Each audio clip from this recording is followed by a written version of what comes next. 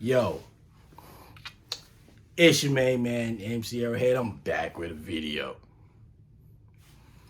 Ignore any kind of noise you may hear from a cat who decided to chill out underneath my bed.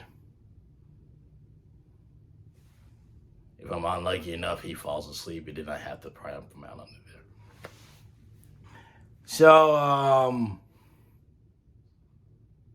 in more recent news with the whole Helena Taylor versus Platinum Games controversy. In my last video, I called it a non-controversy, but I'm going to call it a controversy today because I'm going to link the article in the description, but Hideki Kamiya, his Twitter's been deactivated. Now, in the article, it kind of says that this happened because he might have blocked one few too many people. And if you know anything about Hideki Kamiya, the man will block you for about anything. You ask him a question and he feel he don't want to answer it, you're blocked. Hell, I don't use Twitter, but probably by me making this video, blocked. But it's an odd thing to happen the moment that this happens. Sheesh, I don't know, bro. But I don't know how much more of this story is gonna come out. Me personally, I feel that voice actors should be paid a hell of a lot more because voice acting is acting. And it shouldn't be treated as less than actual acting because you're not sitting in a booth for 8+ hours applying fucking makeup, doing dangerous stunts, and 9 out of 10 these guys have stunt doubles doing the stunts for them and can walk out of there with $1 million after having made a subpar movie. But voice actors get paid a couple $100 per episode of an anime adaptation of a piece of fiction that is goated already, or a series of games that have been well received.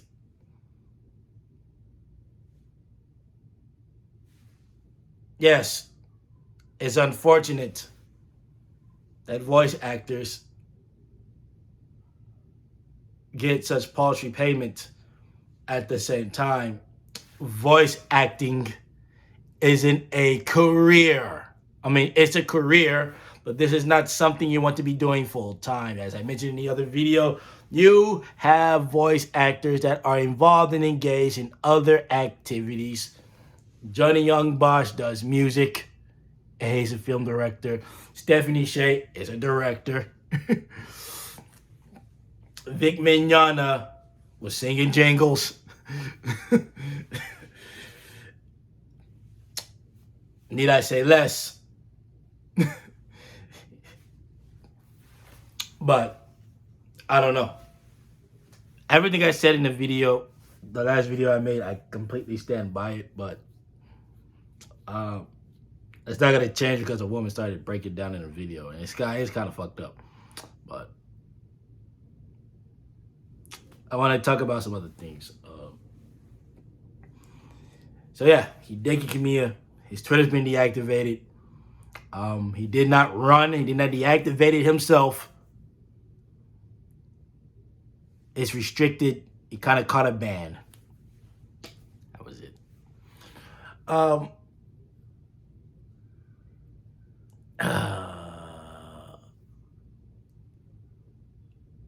want to talk about the reactions on Facebook, because I feel these are overreactions and people like to involve themselves morally and matter so that they feel that they make a difference. Like I said in the last video, if you truly want to boycott this game because of your own morals and convictions, go right ahead. But there were a few comments trying to disparage anyone who are going to get the game in the first place. Like I said, personally, I feel like you should have been paid more. But at the same time, they offered you a flat rate. You turned it down. Somebody else got it. And then I haven't researched this, but apparently, Helena was kind of throwing shade at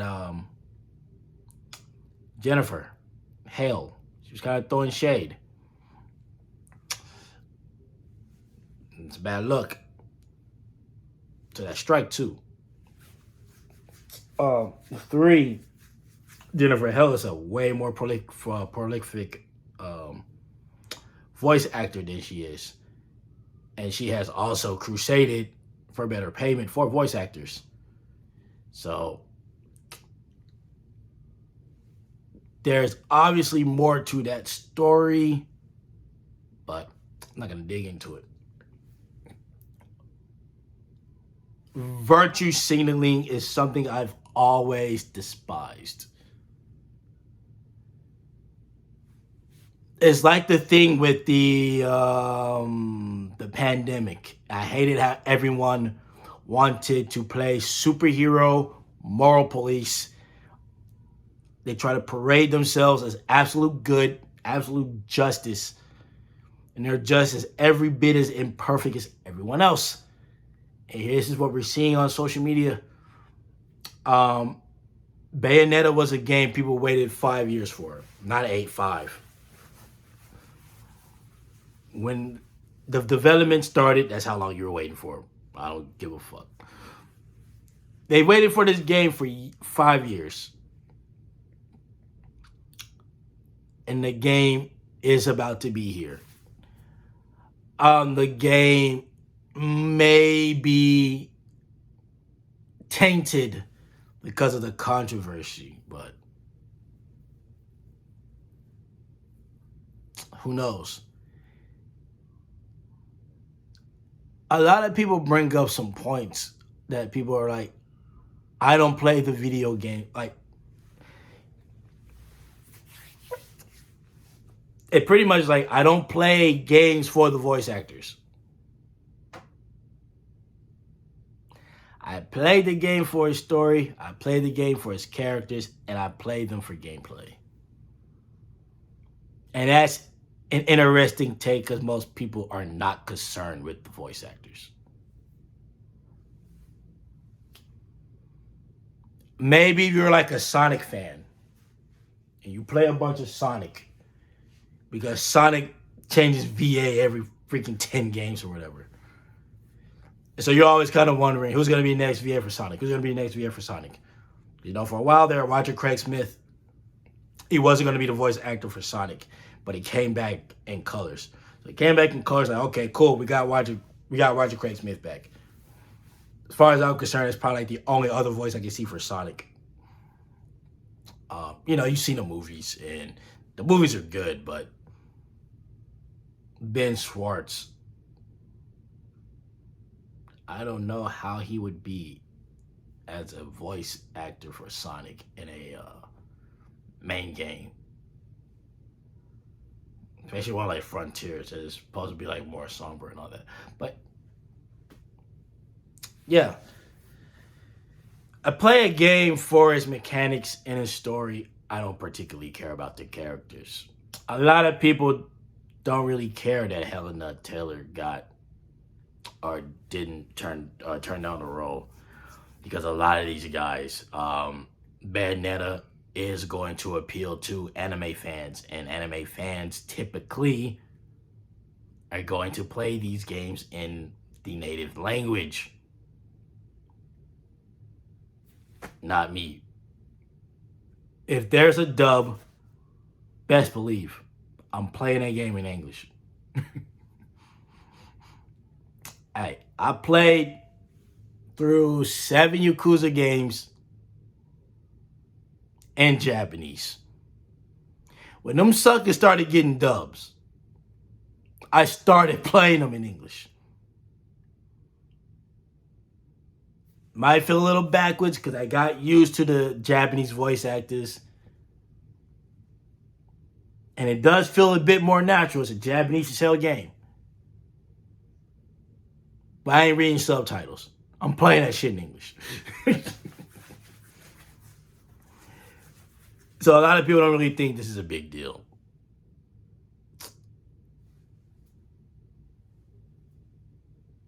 From an employee side of things, it's going to be a big deal. Especially if you're in a career or a field that you're like super passionate about. Helena likes voice acting. That's her thing. Acting is her thing. So there is a discrepancy she notices because she doesn't want to abandon the thing she loves to do. She'll want to seek improvement from it. There's nothing wrong with seeking improvement for it. But I don't know.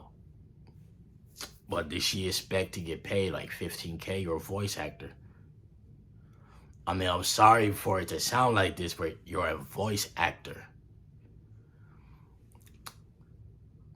And it's terrible that voice actors don't get paid that much, but you're a voice actor.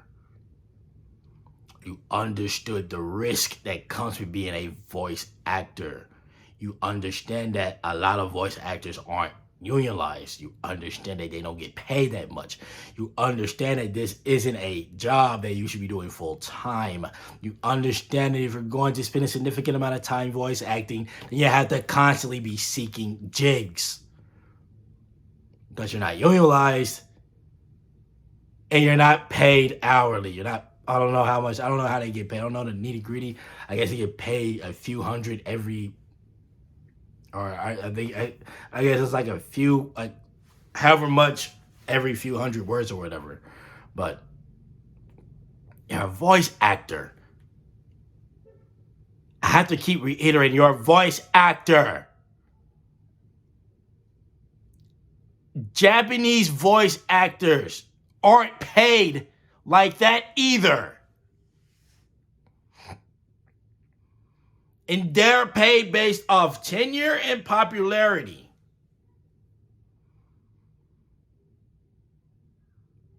If you would notice, a lot of Japanese voice actors do other things. Some of them play in whole bands. Even though some of these bands were built specifically for that show.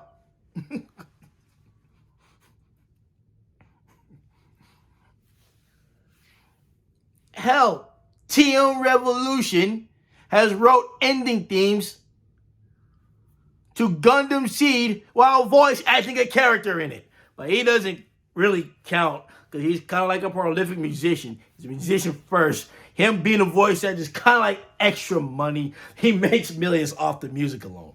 But you get my drift.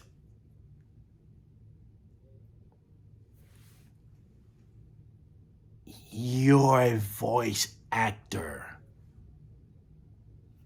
How much did you think they were going to pay you? I don't know how much Johnny Young Bosch makes doing voice acting. But it's not millions. Especially if he has to direct movies and plays in a whole freaking band to supplement his income.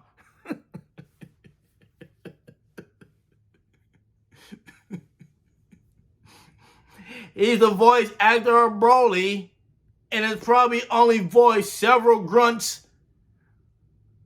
And did I only recall Broly having spoken lines in Dragon Ball Super Superhero? He ain't doing shit in the Broly movie. That's done. We're not finna redo that shit. But, and even then, Johnny's a special case because he's an actual actor. And I do believe he gets royalties from Power Rangers. If people are still buying iShine CDs, I think he gets royalties from that. And then he's doing other shit, you know? I'm sorry.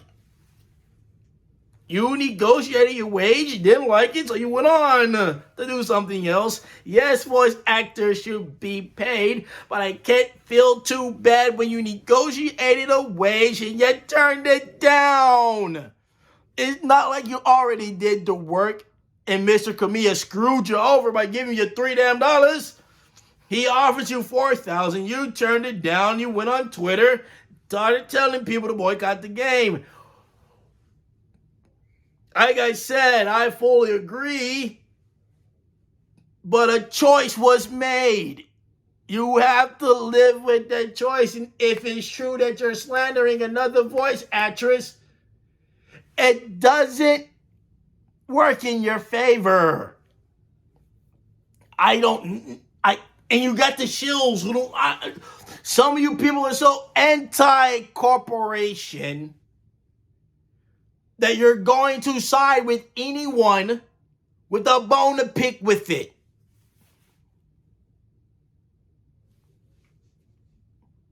And y'all think corporations are evil. Conspiracy theorist bullshit. Money grubbing, oh yeah, they are, for sure. But y'all are coming at an industry that you all benefit from. And this is not stopping anyone from buying the game. It's not going to stop me from getting the game.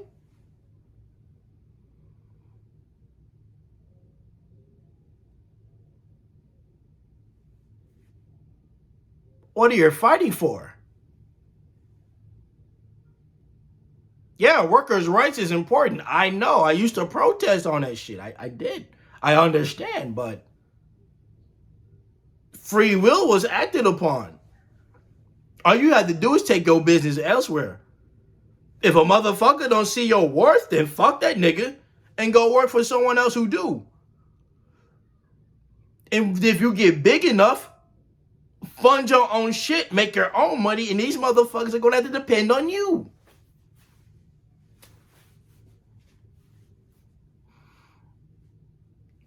But, shit, I don't know, bro. There could be something behind Kamiya and the controversy. Like I said, Kamiya, he's not someone who likes to repeat himself. So instead of answering a question over again, he will tell you, I already answered that shit. Block you and then roast you. You won't know he roasted you because you blocked. You not finna see that tweet. But he will definitely block you. And he will roast you a little bit. So probably a bunch of people were badgering him behind the Helena Taylor situation. And so he probably blocked a bunch of people at once. He can't roast all of them. Probably roast a couple of people, but he couldn't roast all of them. Because it's like the thing to do on the internet. Because, you know, a lot of these guys are just available. You can't reach them in person. You find a social media account and you go fucking bombard them. And that's a stupid thing to do because you're not getting straight answers. Like, if it was me and having to deal with that shit, I would just delete my shit, make another one, start the shit over. And if that didn't work, I would just fucking just quit. You wouldn't see me on Twitter. Especially Twitter. Twitter's a fucking cesspool. I've used Twitter for all of maybe 2 weeks. Couldn't deal with it. And I wouldn't even look at it. I just don't use Twitter that much. I've heard other things about Twitter. Twitter's a fucking cesspool. The fuck I want to be on there for. But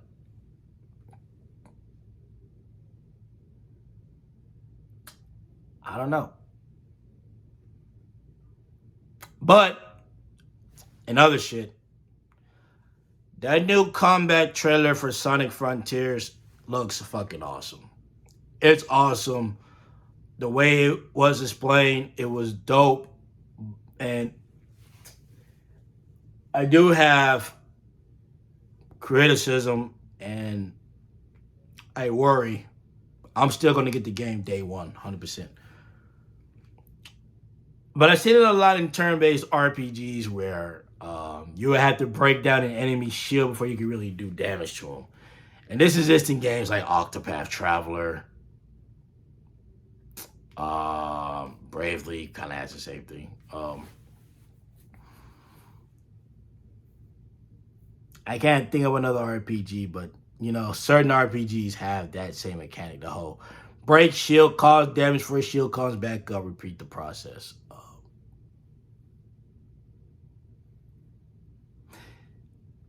That can get repetitive very fast. I know repetitiveness is a lot of things people like to talk about in games. And it's not something I really argue because games are repetitive.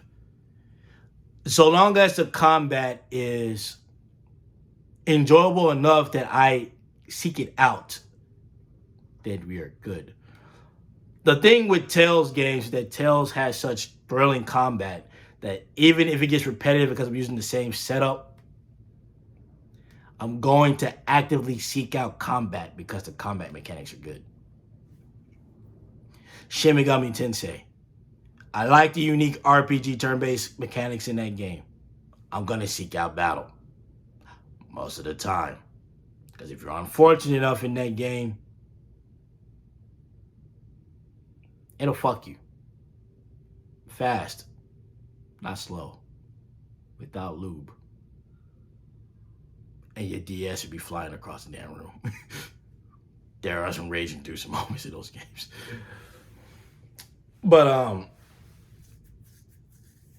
I'm all for it. I'm interested in seeing a somewhat deep combat-oriented Sonic game. And I want to see how that turns out. Deep mechanics and Sonic usually don't go together. I didn't take the Werehog stages or the combat to be rather deep mechanics. I guess after a while, but I also don't like the Werehog that much. And I don't like it because, as it was explained, those move combinations, you're going to be heavily relying on those. You can't just button mash. And it's going to kind of like be the same way for Frontiers. And there's a reason I was trying to play through Generations was because off the rip, I kind of just drew the parallel between the Werehog combat and the battle mechanics in Sonic Frontiers. The Werehog being such a combat-heavy character and Sonic Frontiers looking to be fairly focused on combat. So, yeah.